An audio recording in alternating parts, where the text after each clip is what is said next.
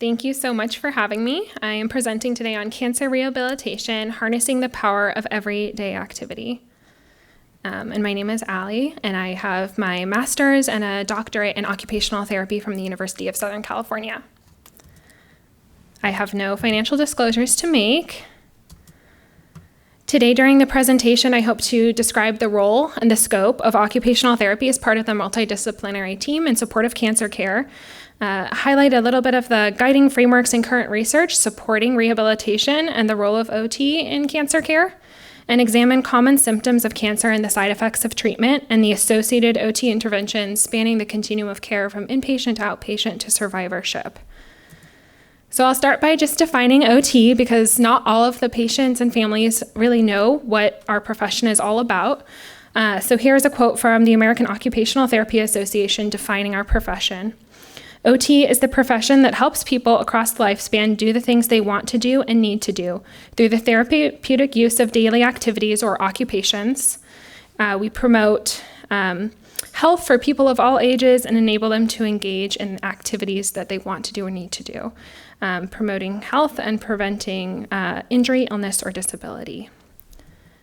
And another common question we get is occupation. Now, I know in today's vernacular, it typically is synonymous with job, but for occupational therapy, an occupation is just anything that takes up your time. And there are various kinds of activities ranging from basic things like bathing and dressing to sleep, education, work, play, socializing. Here are some of the theoretical frameworks and principles that guide OT practice, more specifically within the oncology population as well. As occupational therapists, we often consider remediation versus compensation, where remediation would be trying to actually support that person through regaining skills that may be lost or compromised during treatment, versus compensation might be changing the environment or bringing in external supports, not necessarily solving the issue, but solving the issue at the individual level, but allowing them to engage in activities despite that injury or despite that disability with the addition of those external supports. So one very common model in occupational therapy is the person, environment, occupation, performance model. And it's client-centered and considering both the intrinsic and extrinsic factors impacting a client's engagement in occupations or activities. So those intrinsic factors, those personal factors might include physiological, so changes in physical functioning, cognitive, spiritual, psychosocial. The environmental or extrinsic factors might be things like your social supports, the environment that you're living in, the culture that you're living in, economic systems, the built environment, and technologies that you have access to. And we look at how those two things come together to influence the occupations available to people and their performance in chosen occupations. And this can really vary across settings. For example, I practice most in the inpatient setting, and there are substantial environmental constrictions on the activities that are available to people because they are inside of the hospital. And there are often substantial personal barriers as well to engagement in occupation, whether they be physical, psychosocial, or cognitive. The biopsychosocial is a very interdisciplinary model that a lot of professions draw upon.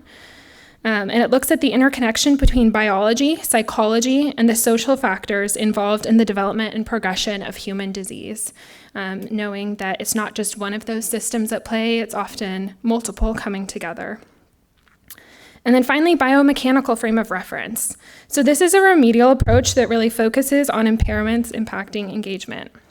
The goal is to prevent the deterioration of motor and volitional skills necessary for occupation.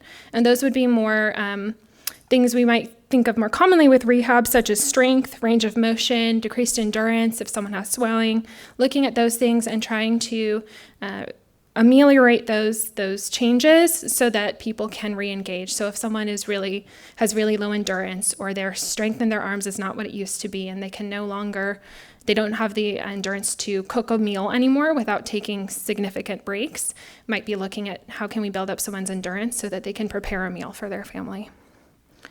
And this relies heavily on knowledge of the underlying physiology, anatomy, and kinesiology.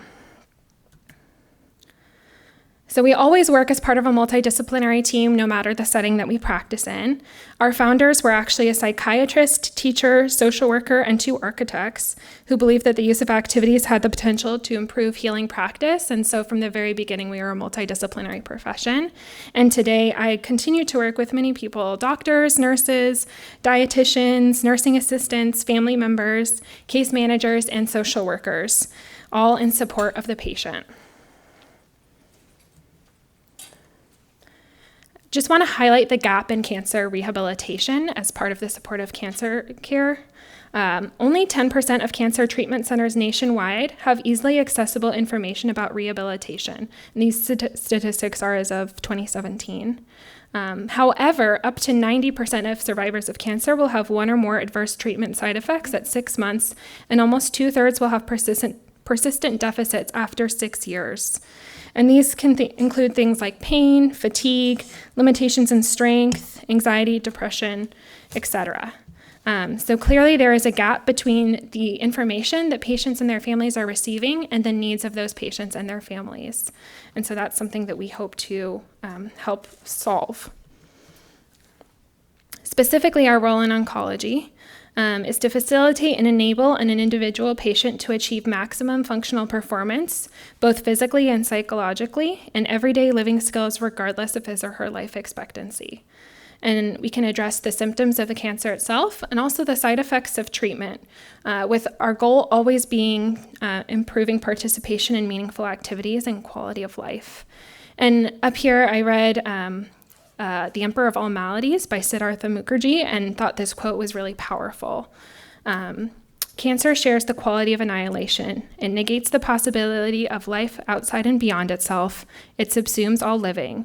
The daily life of a patient becomes so intensely preoccupied with his or her illness that the world fades away. And that just really struck me, and how as occupational therapists we can try to tailor our treatments so that patients feel like they can engage in their daily lives and those things that were important to them before their diagnosis, and begin to envision what it looks like to engage in those things during survivorship and beyond. So here are some treatment examples, and I'm going to get a little bit more into some of the things that occupational therapists have to offer. We might look at daily activities of daily living, bathing, dressing, those sorts of things, lifestyle management, sleep and fatigue management, especially education on energy conservation and relaxation strategies. Many patients with cancer do experience changes in their neurocognitive function because of cancer and the associated treatment, so looking at cognitive strategies to assist with changes in memory and executive functioning. So here are just some broad statistics about the oncology population. I'm sure many of you have heard them before. The one that I really want to highlight is that between 1991 and 2017, the rates of death from cancer have declined, and there are more than 16 million survivors of cancer living in the United States today. So luckily unluckily and luckily, it's a growing population. More people are surviving treatment, more people are living longer. And survivorship is defined by the National Comprehensive Cancer Network as starting at diagnosis and continuing until end of life. And survivorship encompasses physical, psychosocial, and economic issues related to cancer, and there's a big emphasis placed on quality of life. Here are some of the common misconceptions that I see in here about rehab's role in cancer care. If you have stage 4 cancer, there are no treatment options. As I mentioned, many people are living with cancer as a chronic condition and are pursuing treatment for many years at a time. Once you're in remission, you have made a full recovery, and being declared in remission is a wonderful celebration. However, as I highlighted it a little while back, 90% of people have some sort of deficit at 6 months, and 2/3 of those will persist up to 6 years. And so making sure that we're supporting our survivors in regaining full function, even when they are in remission. If someone does not have a good prognosis, there is no role for rehabilitation. As I mentioned, we can help compensate for potential deficits, do family training, caregiver training, and help someone really engage in those things that are most important to them. OT only focuses on self-care. That is certainly a part of the role that we play, and oftentimes in the inpatient setting, it is the priority, but we can play a role supporting many different functions across the continuum of care. Many patients do continue to work or to live at home if they're undergoing treatment, and so making sure that the environments in which they're living in and their day-to-day life in are supportive of them. And all patients with cancer are tired and in pain, and just those broad generalizations, that's not always true. While cancer and pain, or fatigue and pain can certainly be side effects of cancer, not everyone experiences them, and they can certainly be treated and addressed. So these are just some of the common treatments for cancer, and over the next few slides, I'll just go over the implications they have for occupational therapy. So oncologic surgery, it's used to either for direct removal of the tumor or part of the tumor, eases the symptoms associated with cancer.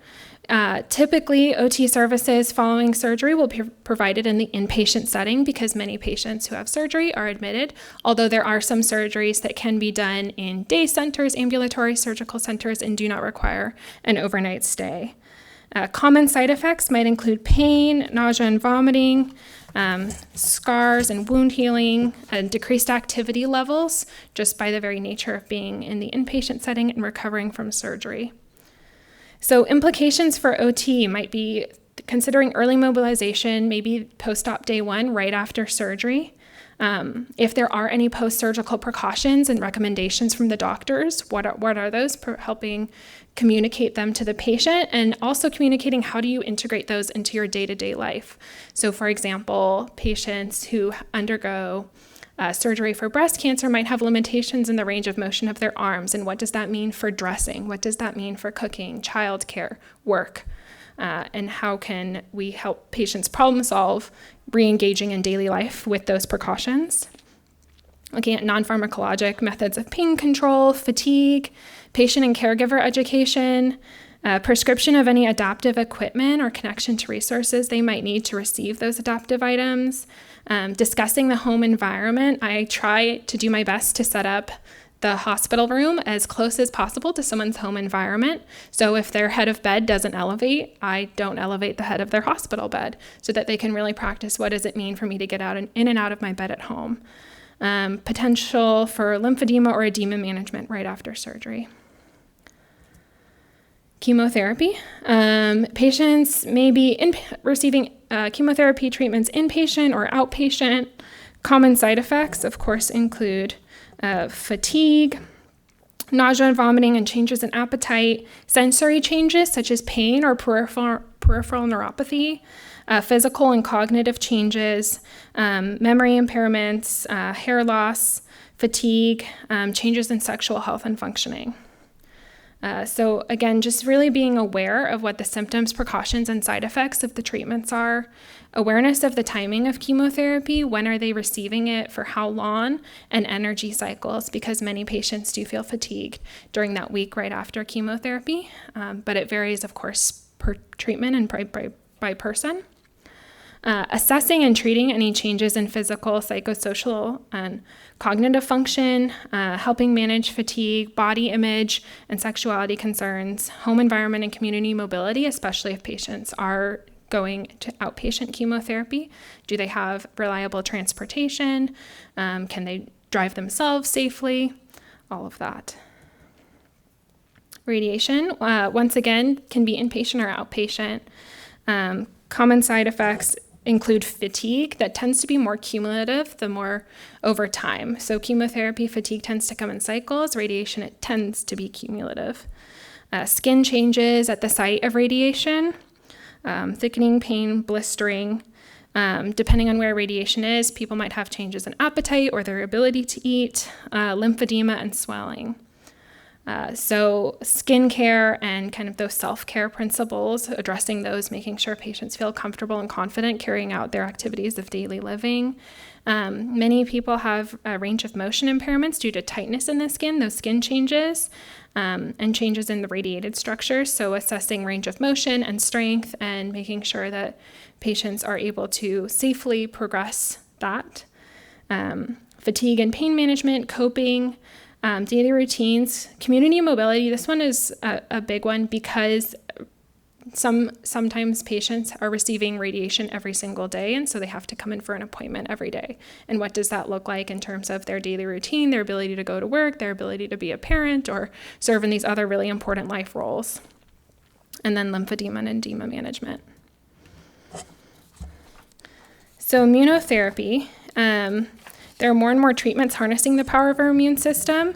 One particular one I wanted to note that we do see a lot of at Stanford is CAR T therapy, where patients' T cells are collected and used to fight their cancer. Common side effects of this, and this is typically administered inpatient. So patients might have fever, malaise, and a side effect that's been documented that particularly pertains to occupational therapy is this neurotoxicities or changes in mental status and arousal. So making sure that we're assessing patients' baseline function, helping them if they do develop those symptoms, helping them throughout that process, and then getting back to daily life afterwards. Many patients make a full recovery from those symptoms, but just ensuring they have that support along the way. Lifestyle management, there is increased risk for infections at times, so making sure that people feel comfortable and confident in their home environment, again, returning to work and other important roles. Hormonal therapy. So this targets specific hormones that contribute to cancer growth and proliferation. It's often delivered over a much longer period of time. So, for example, patients with breast cancer may be on hormonal therapies for up to 10 years at a time. And so ensuring that patients have that support, understanding of some of the symptoms. I did my residency working with survivors of breast cancer and looking at occupational therapy's role within this population. And many of them do have changes in sexual functioning and health, and making sure they're aware of those changes and feel supported and getting the resources they need. Osteoporosis, fatigue, mood changes are other symptoms. So looking at symptoms and side effects. So engagement in activity, making sure that they're, especially because it's being delivered over such a long period of time, making sure they have a regular exercise routine that they feel comfortable engaging in, and just supporting them in their life roles. Bone marrow and stem cell transplant. So again, typically inpatient, often used for leukemias or lymphomas, but can also be used to treat other cancers.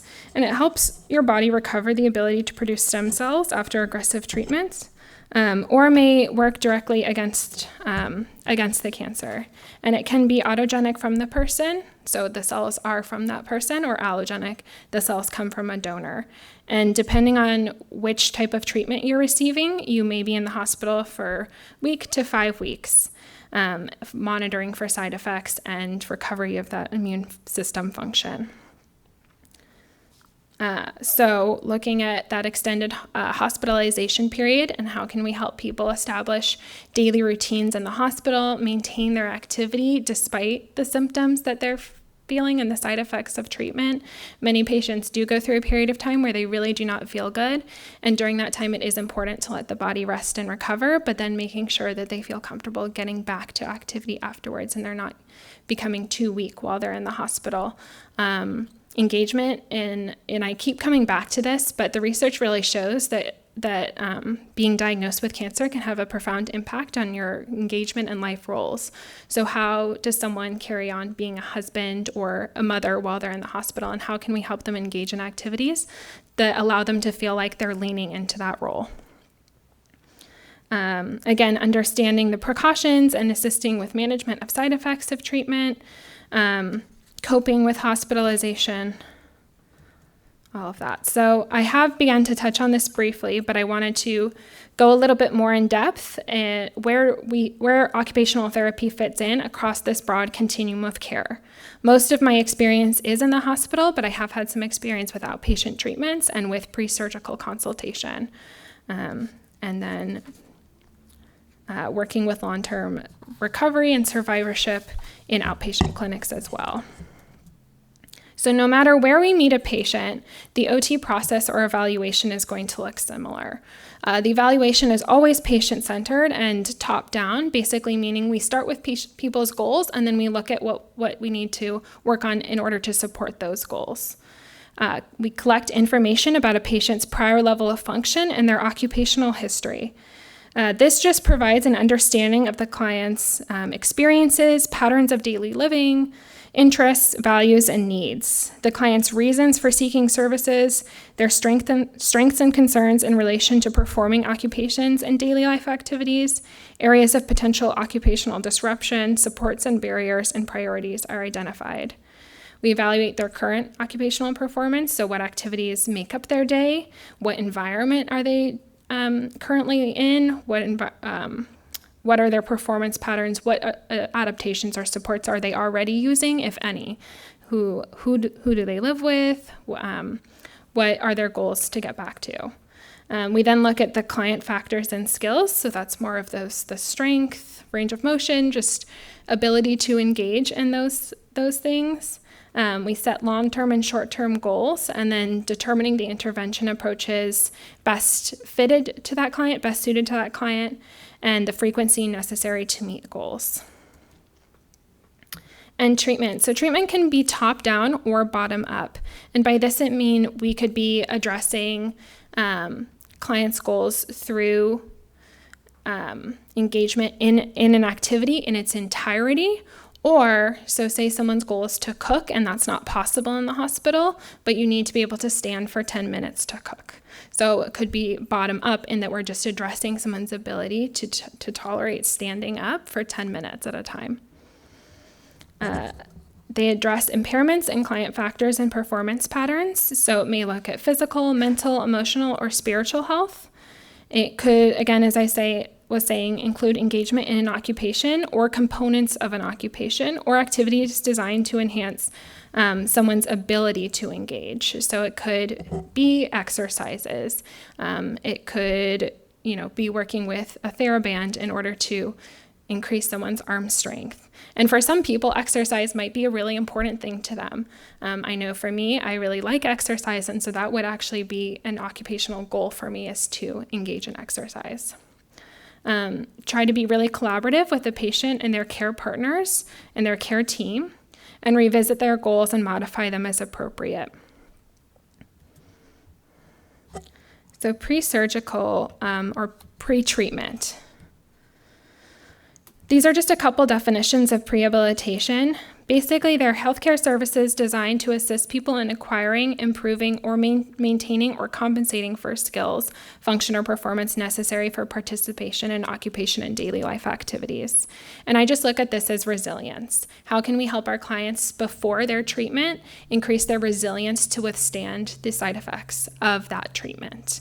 Come in with increased functional reserve. So musculoskeletal, building bone or muscle density prior to anticipated bed rest or decreased physical activity. Cardiovascular, specific studies addressing MET levels and tailoring personalizing programs towards someone's pre-op capacity. So MET level is basically metabolic equivalency, and different activities have different levels of difficulty associated with them. And actually, many pre-surgical regimens look at someone's ability to complete activities of a certain difficulty before going into surgery. And so looking at what someone's abilities are prior to their operation, and can we enhance them so that they go into that operation as strong as possible. And pulmonary system, in a recent systematic review, including 15 randomized control trials, cases of pulmonary morbidity, basically changes in someone's pulmonary function and someone's lung capacity, were significantly reduced with prehabilitation as compared with controls. And so how can we improve someone's cardiovascular system? How can we optimize their pulmonary system before going into treatment? And that was looking specifically at surgery, but a lot of the treatments associated with oncology do tend to come along with increased bed rest, increased time away from activity.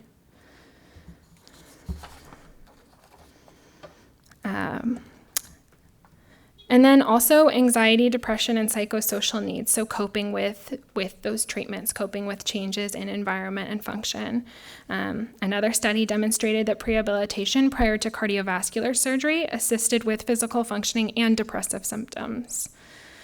So we can address these things through education, through exercise recommendations to strengthen the underlying structures impacted by treatment, as I highlighted before, orienting to resources and supports to facilitate recovery, and just making sure that we establish a baseline so that we know where someone came from so that we can support them in getting back there. This is just an example of a exercise prehab packet I put together for patients and survivors of breast cancer, just going over some of the home environment modifications, exercises, things like that they could do prior to surgery. What does our role look like in the hospital? As part of the rehab team, engagement and activity is key. And again, as I mentioned, post-surgical precautions, health education.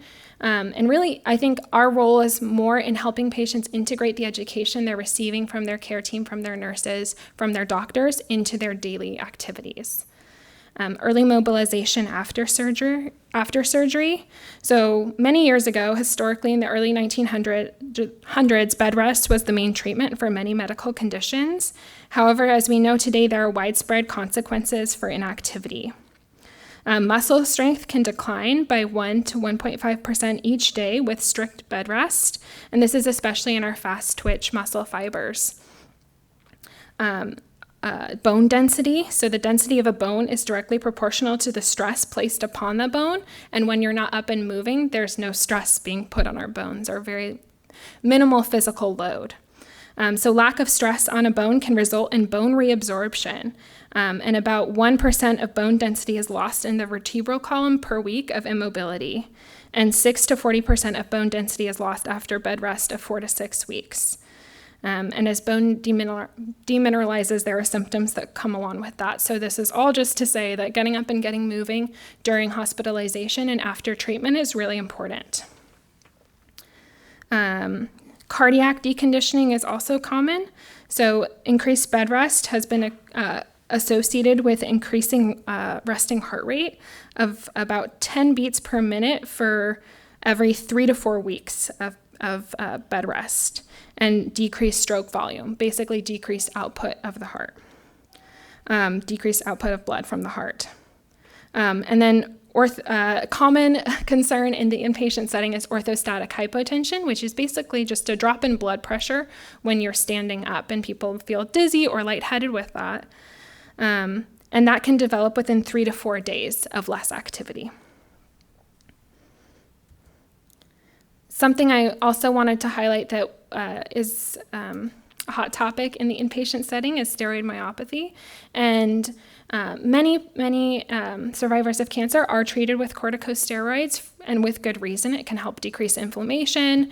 It can be a critical part of treatment for cancer and for the immune response, and can help reduce side effects of chemotherapy, but it can also come along with increased risk for proximal weakness, so in the muscles closest to your core. It's more common in your legs rather than your arms, but it can lead to difficulty with daily tasks, such as standing up. Typically, we see this with getting up and down from a toilet in the bathroom. Climbing stairs or overhead reaching, saying having to reach for things in your cupboards at home. And it can increase the risk of falling. So just making sure that we're aware of the medications that our patients are on and how that might impact their activity and what precautions we can take. Fall prevention, kind of building off of that discussion of steroid myopathy. 700,000 to 1 million hospitalized patients fall each year, and a third of these falls result in an injury. They are considered a never event, and so associated costs are not reimbursed for by Center for Medicare and Medicaid Services. So if someone were to fall and require a scan, that scan would not be reimbursed to the hospital. So there's been a lot of effort looking at preventing falls in the inpatient setting for patient safety. And risk factors for falls might include individual characteristics, medical characteristics, and environmental characteristics. And some of the things that OT can help address include mobility, assessing cognition, elimination, and that basically means bowel and bladder habits. Do you need to go to the bathroom really very frequently? And how does that urgency and frequency increase your chance of falling? Medical characteristics, so medications, delirium, which I will also address a little bit later. Environmental characteristics, so are there a lot of lines, potential tripping hazards, things that need to come along with a patient, use of adaptive equipment. Neurocognitive function. So this plays into a lot of different things. It's something that we certainly assess inpatient, but that the strategies and treatments can carry on across the continuum of care into outpatient settings as well. There's many different components to cognition, and this is just to highlight some of them and look at, cognition is such a complex thing. It's not just whether someone knows where they are and what time it is. It's their ability to engage in conversation with other people, their ability to remember important things and important medical information, their ability to understand the information they're receiving and then communicate their questions and concerns to other people, their ability to multitask and to sustain attention and concentration for long periods of time. And all of that is really important to engagement in daily tasks, to meaningful occupation.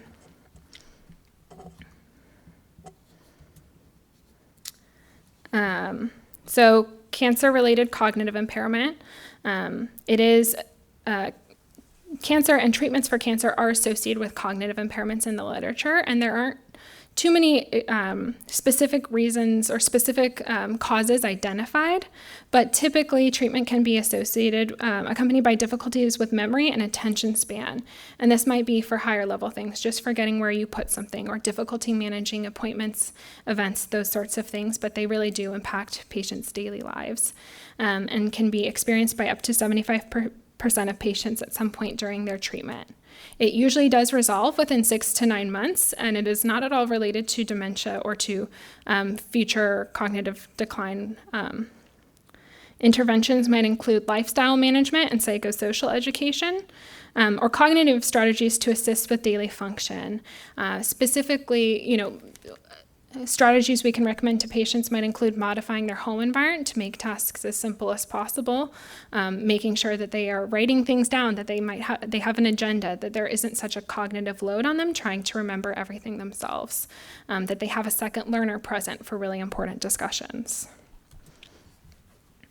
Delirium associated. Delirium is its own type of change in cognition, and it is associated specifically with hospital stays. And it's a disturbance of arousal and cognition that has a rapid onset and a fluctuating course. So someone might be more delirious in the evenings and then improve by the morning, but then by that next evening, there's those changes again. It has multifactorial roots. It has many consequences, including increased morbidity and mortality, long-term cognitive changes, and risk for additional admissions, and it is associated with things like increased age, prior diagnosis of dementia or frailty, specific medications, and ICU treatment and isolation. But there's definitely interventions out there.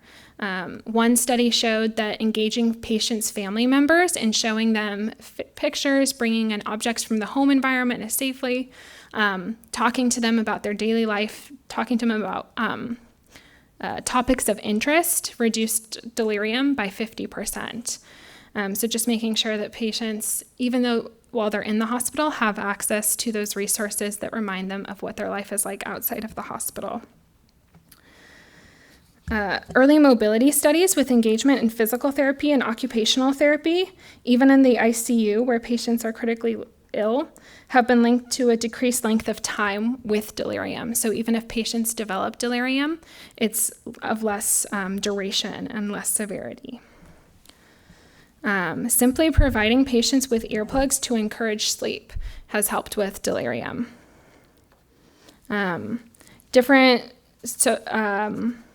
Different strategies can either decrease the incidence of delirium, so prevent it from developing, or decrease the duration and severity of delirium. Right now, there's protocols looking at A, B, C, D, E, F bundle, which is looking at pain, and this is more in the ICU, pain medications, delirium management, early mobility, and family engagement as ways to decrease length of stay in the ICU and in the hospital overall. Associated to delirium is sleep. And sleep is really critical to health at all stages of life. And ironically, sometimes the hospital is one of the hardest places to get sleep, even though it's where you might need it the most. Sleep is regulated by our circadian rhythm, and so as occupational therapists, we will address sleep hygiene and promoting a normal circadian rhythm through that engagement in daily routine. So really trying to structure your day around those activities of daily living. So if you are normally shower at home in the morning, try to do the same in the hospital, and making sure you're sitting up in a chair to eat all your meals and brushing your teeth at the sink, and that you have your nightly wind down routine. Making modifications to the environment as able. So if there's a window in your room, making sure the blinds are open, all of that stuff. Relaxation strategies, and activity throughout the day so that you're more tired to go to sleep at night. The outpatient setting. Many of these things can fit in at multiple points in the continuum of care, but cancer-related fatigue. So this comes with cancer and its treatments, can come with chemotherapy or radiation. Addressing this, indications would be a substantial increase in fatigue that's impacting engagement in necessary and enjoyable daily activities. So use of adaptive equipment or techniques to modify activities. So this might look like energy conservation. So can you sit to do things instead of stand? Can you use equipment that allows you, like a walker that allows you to use the strength in your arms, not just in your legs, to walk and help with your balance? Can you use a shower chair? Grading the physical activity appropriately so that someone is getting back to walking without a walker, to bathing without a shower chair, but that they're doing that gradually in a way that doesn't over-exhaust them. Because I know myself, and I've seen this in patients, if you do too much one day, then you're way more tired the next day, and then it gets harder to continue that steady progress forward. Some of the assessments and measurements that we might use, the modified Borg scale basically just asks patients to rate their fatigue on a scale of 1 to 10, similar to how we ask patients to rate their pain. And so usually we try and say, go to you're about 50 or 60% tired, and then take a break. Don't go to your 100%.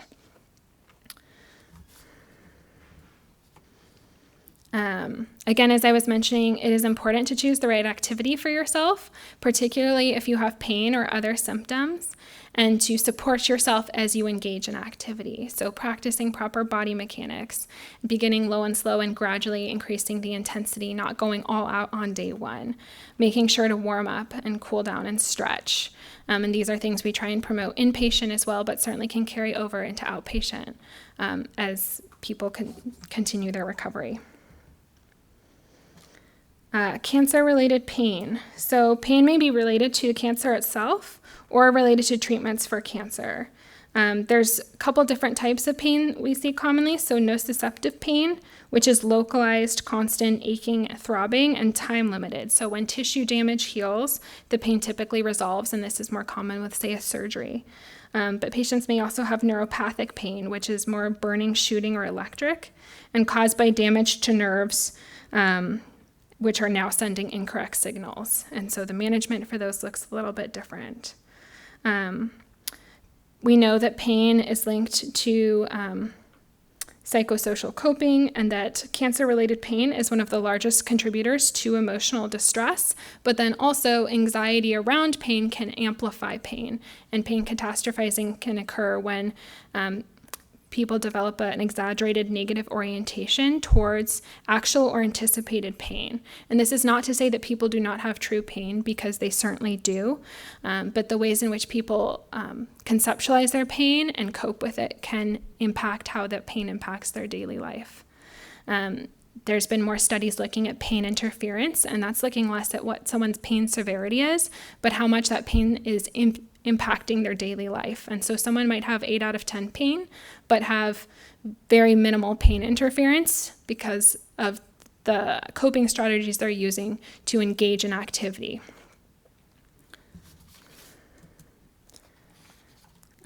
So here are some of the treatments.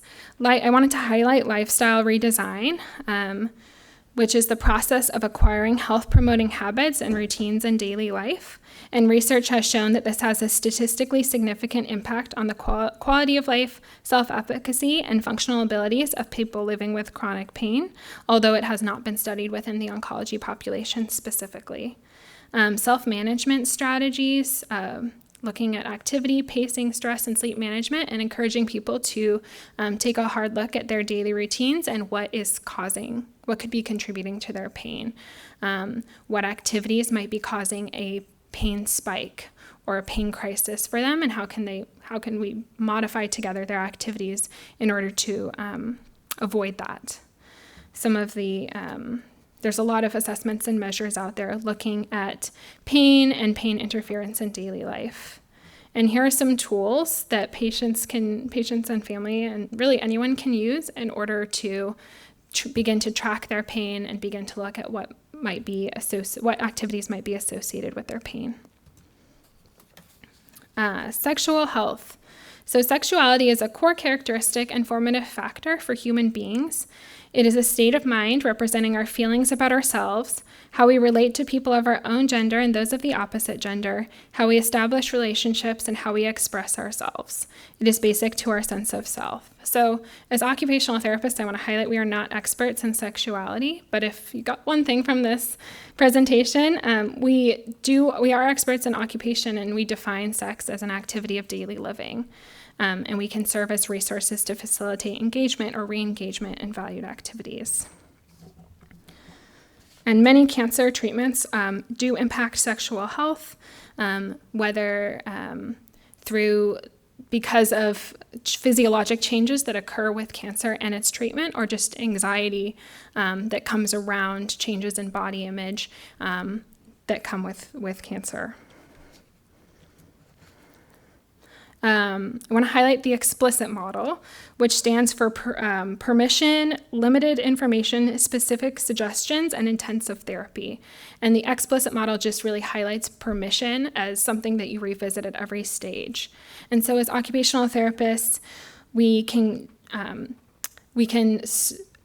do the first couple components of the explicit model. We can ask permission, give limited information, give specific suggestions, but if someone needs intensive therapy, then they should really be going to someone who is an expert in sexual health. They're certified sex therapists. There are resources out there. Some of the things that we can address, physical. So there may be physical barriers to engaging in sexual activity, deconditioning, fatigue, and pain, looking at specific positions that might be helpful, especially for energy conservation, that align with any surgical precautions that people might have, and help decrease pain.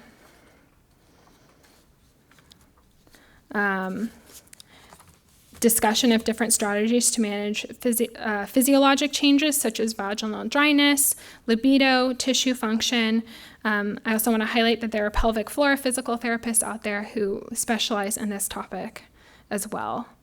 Psychosocial barriers, so adjusting to new life roles. A really common one I see is the transition from someone, if a patient is married and their life partner now may be serving more in the role of a caregiver, and having to help the patient or survivor with toileting or with bathing, and how do those really intimate activities impact their intimate relationship as life partners.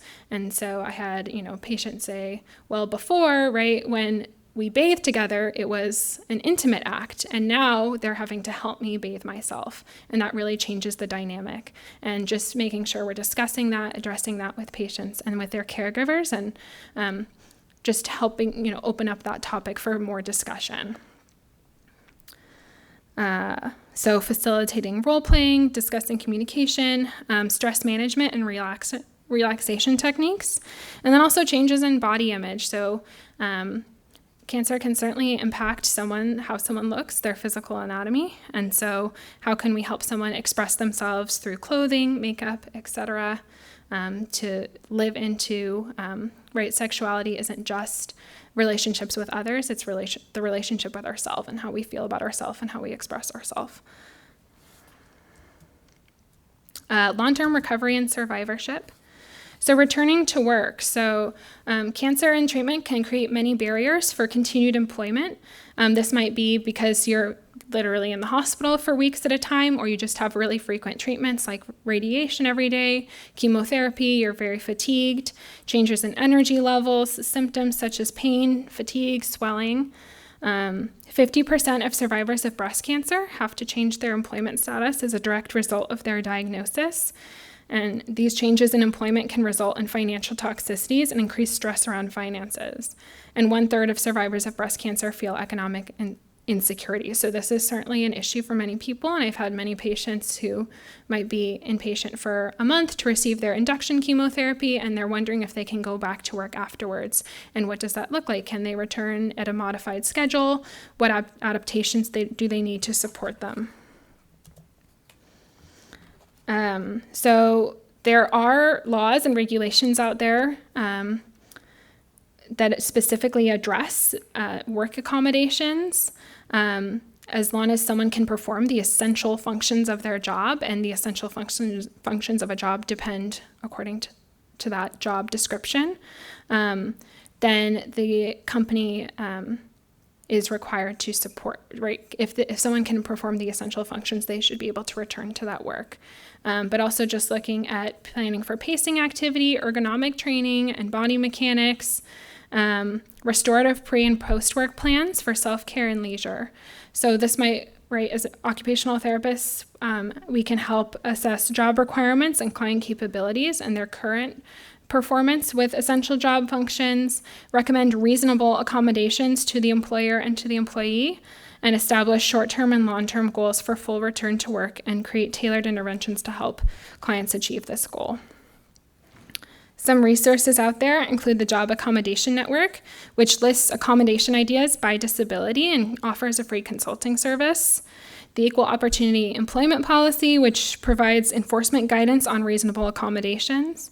And the Office of Disability Employment Policy, which provides additional information about all of the rules and regulations governing this. And of course, this should be an ongoing conversation between the patient and their entire care team, and their family as well. You know, maybe now is not the time to return to work because the focus really should be on recovering from cancer. But if that's something that's really important to someone and gives their life meaning and structure, how can we support them in reaching that goal? Edema and lymphedema. So at times there can be a little bit of confusion about the differences between the two, so I just wanted to highlight that. Edema is a buildup of fluid in the interstitial space resulting from an abnormal increase in the interstitial volume. And it's a secondary symptom of an underlying medical condition caused by a change in hydrostatic or osmotic pressure. Basically, someone might be not processing fluids as efficiently, and so now there's fluid overload. There's too much fluid in someone's body, and so it's leaking out into the surrounding tissues, into areas where it really shouldn't be. And it can be local or systemic, and it's typically symmetrical, so you might see it in someone's both of their legs, right and left. And really requires a multidisciplinary treatment team. Mobility can help. Certain medications can be helpful. There's multiple different interventions, and this is usually kind of a time-bound condition. Edema typically does resolve. Lymphedema, on the other hand, is a buildup of fluid and other matter, so not just fluids, but proteins in our tissue due to an imbalance between interstitial fluid production and vascular transport. So this is more of a mechanical insufficiency. Our lymphatic system is really important.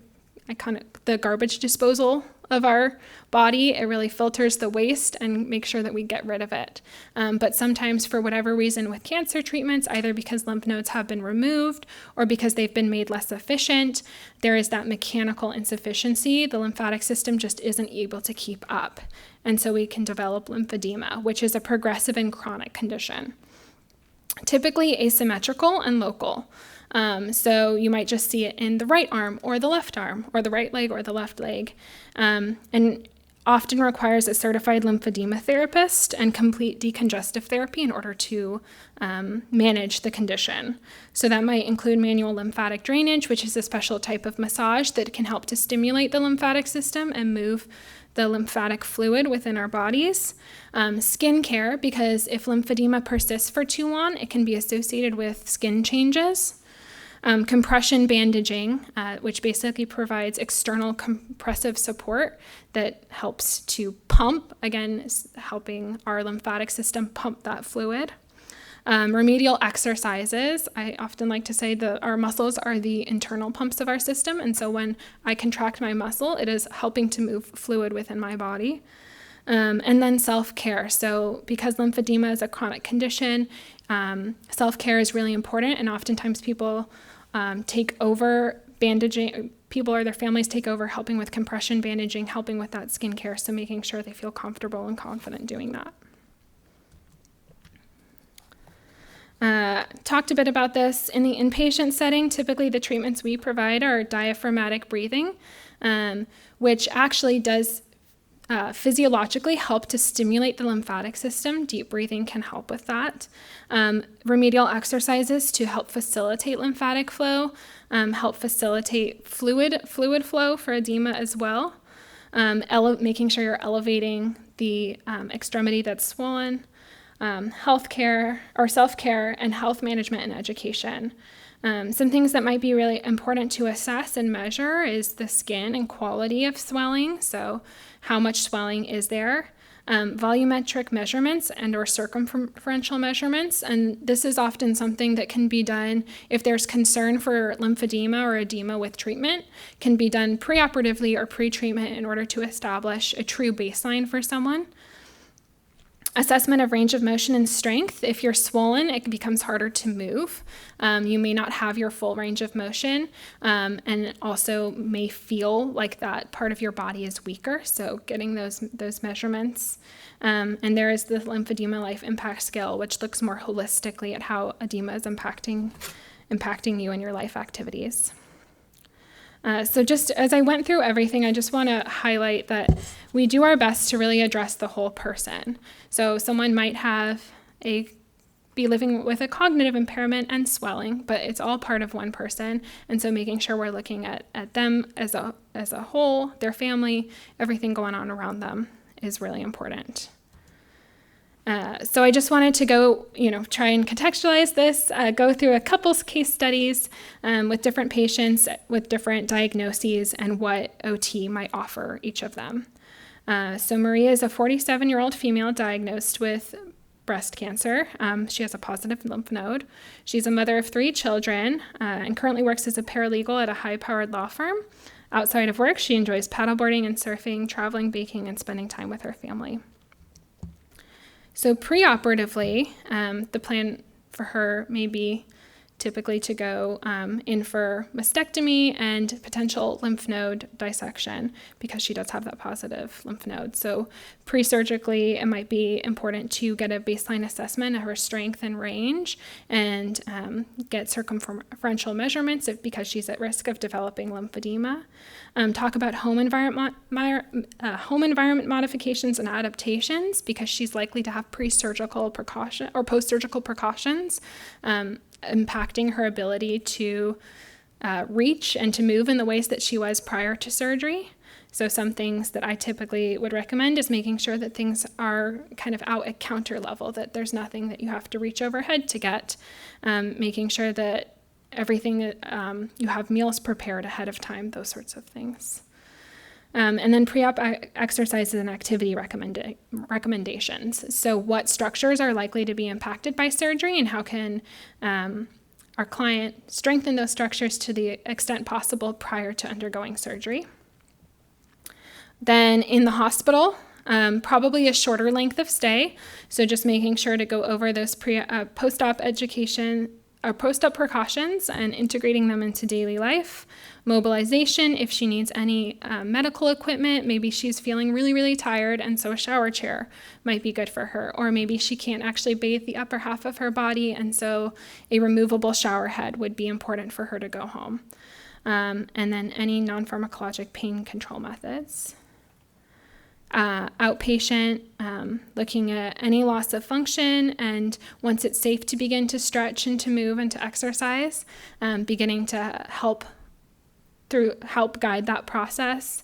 If she were to develop lymphedema, helping with management, support, psychosocial support and coping, energy conservation, and fatigue management.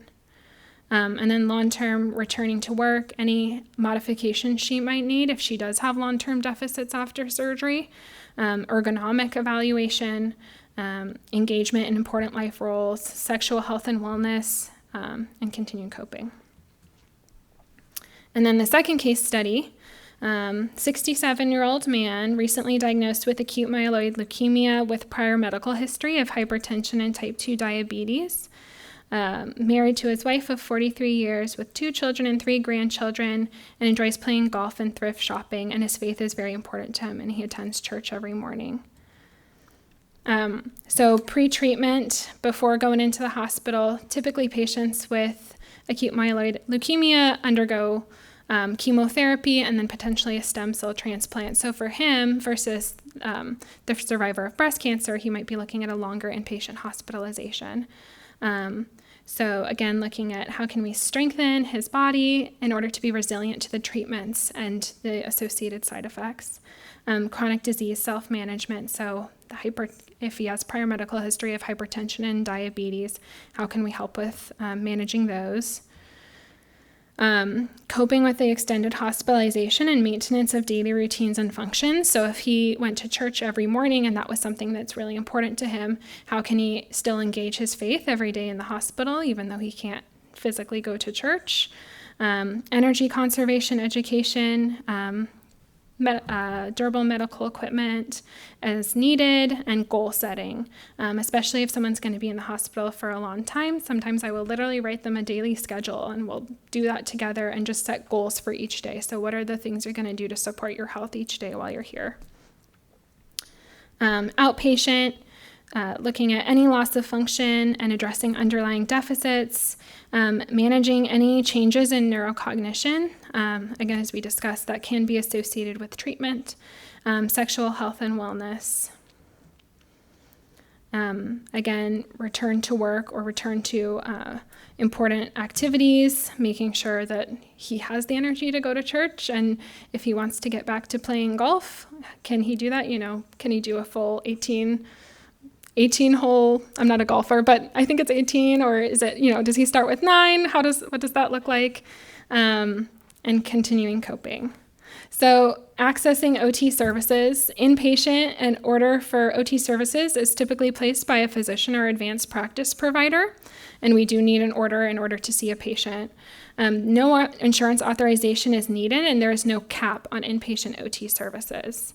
For home health, which we often recommend for patients leaving the hospital, you have to be considered homebound, and does require a referral or prescription from a doctor, and there may be associated co-payments or authorizations from insurance. Very similarly with outpatient, usually it does require a referral or prescription from your doctor or advanced practice provider that you can bring to your clinic of choice, and there are multiple different types of specialties in outpatient. So you could see a hand therapist or a lymphedema therapist. And again, it may be associated co-payments or authorizations from insurance. There's always the option to private pay, but OT services will not be covered by insurance without a referral from a doctor. Okay, here's my contact information and any questions. Thank you so much for listening. Yeah. How much prehab referral do you receive for pre-op patients? That's a good question.